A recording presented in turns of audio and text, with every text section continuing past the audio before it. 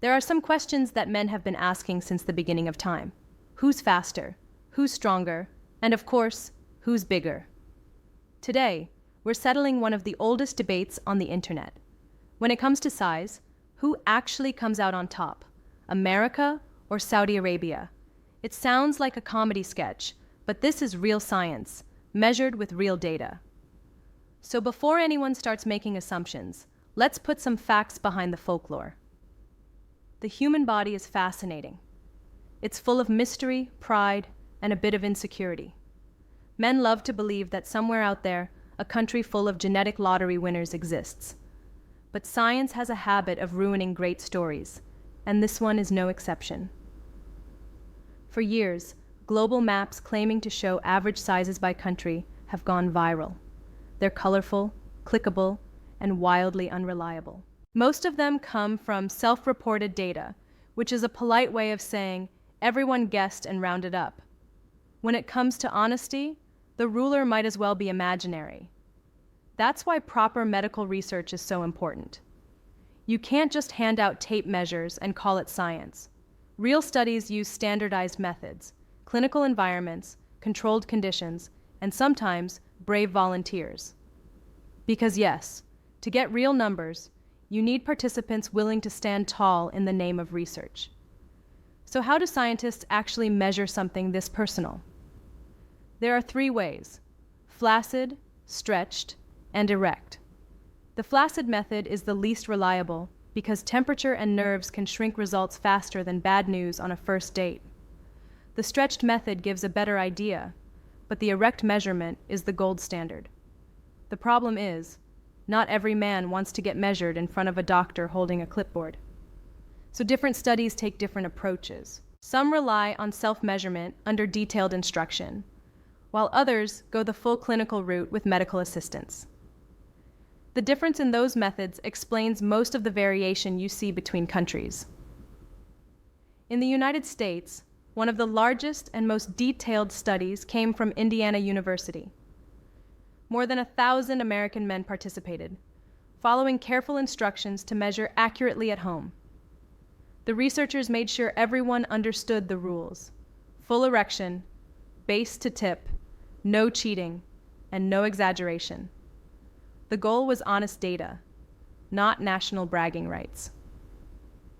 Meanwhile, in Saudi Arabia, researchers took things to a whole new level of precision. Hundreds of men volunteered to be measured in a medical setting, with doctors conducting the process professionally. Let's just say there were no camera angles, no flattering lighting, and absolutely no Photoshop. Every number was clinical, consistent, and verified. This contrast makes the comparison fascinating. On one hand, you have a massive self-measured American study with a huge sample size. On the other, a smaller but more controlled Saudi study with professional oversight. One relies on trust, the other on total transparency. Both tell the story of how science tries to turn whispers into data. Now, before we jump to conclusions, it's worth remembering how similar humans are. Across the globe, the average male anatomy falls into an impressively consistent range. Evolution doesn't play favorites. We all come from the same genetic toolkit, with minor tweaks shaped by environment, diet, and lifestyle. So even though men love to imagine dramatic differences, the truth is usually more boring. But that's not a bad thing. Consistency means reliability, and reliability means function. Nature prefers balance, not competition. What's actually far more interesting is how lifestyle changes the way men experience their own bodies. Things like blood flow, fitness, sleep, and even mindset have huge effects on performance. You can't separate biology from behavior, and that's where countries start to look different. Take the average American man. He lives in a world of long commutes, office chairs, processed food, and coffee-fueled stress. He might hit the gym once or twice a week, but he probably sits for 10 hours a day. Circulation takes a hit, and so does energy. Now picture the average Saudi man. He's dealing with extreme heat, dehydration risk, and cultural habits that limit outdoor activity. Diets can be rich in fat and low in fiber. Testosterone levels remain normal, but vitamin D often runs low due to less sunlight exposure on skin. Again, different lifestyles, same biology. These environmental differences shape vascular health, the real key to performance. Good circulation keeps everything working smoothly, while poor circulation turns the system sluggish. That's why you can't just compare countries by size and call it a day.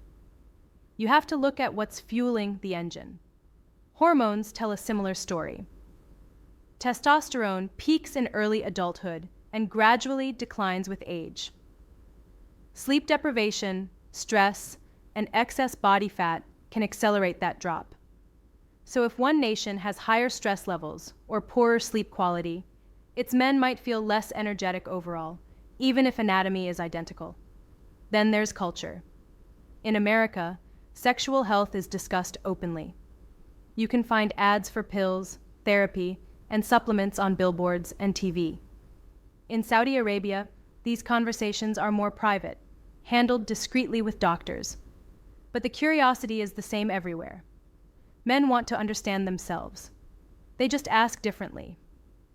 What unites all men, regardless of country, is insecurity. Studies show that most men underestimate how average they actually are.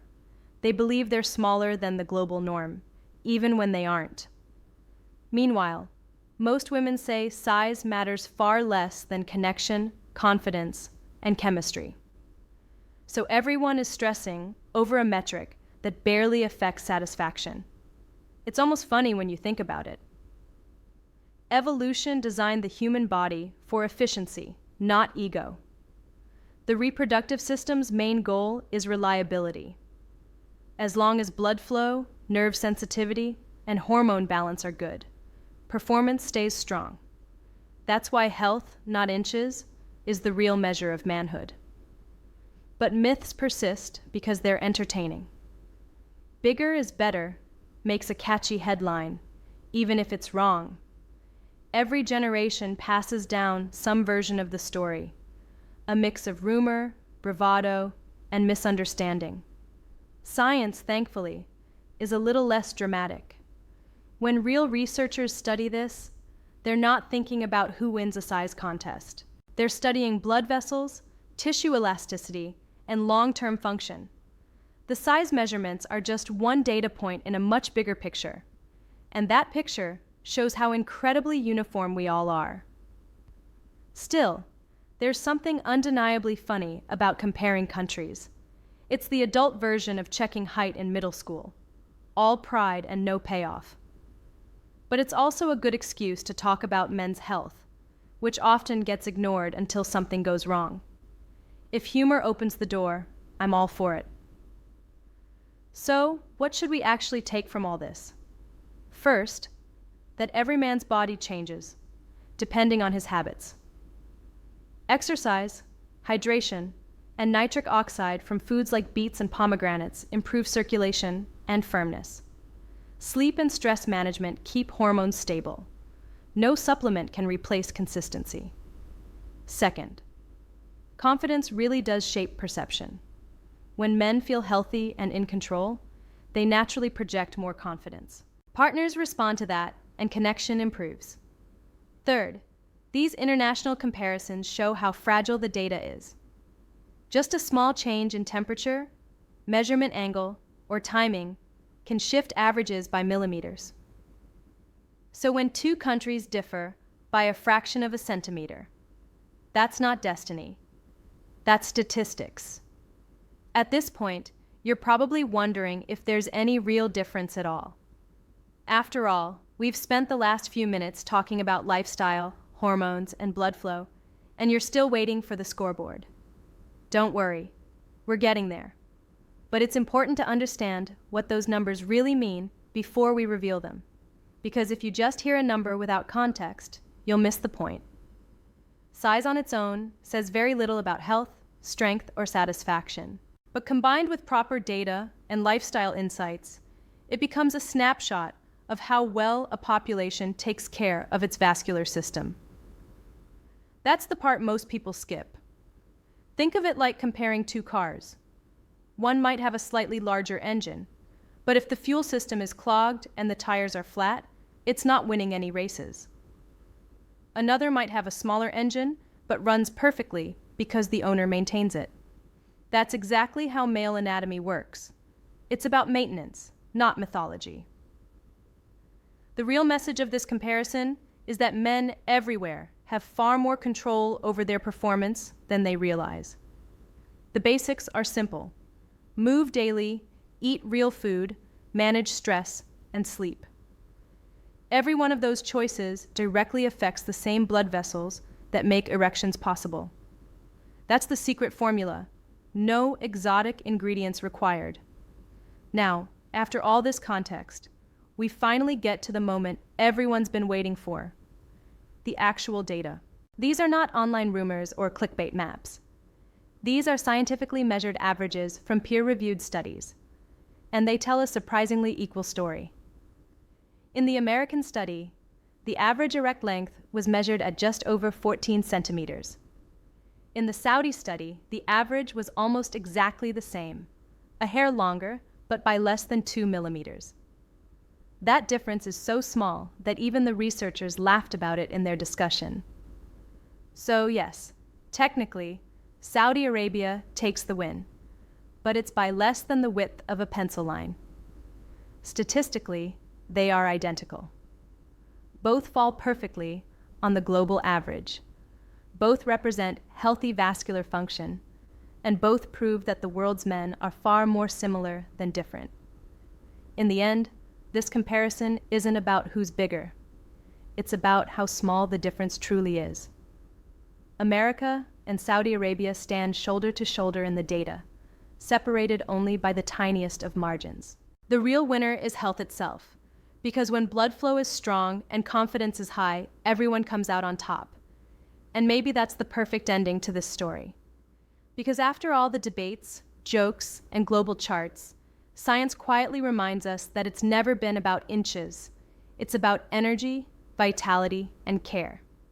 So no matter where you're from, take care of your body, live with confidence, and let the statistics take care of themselves.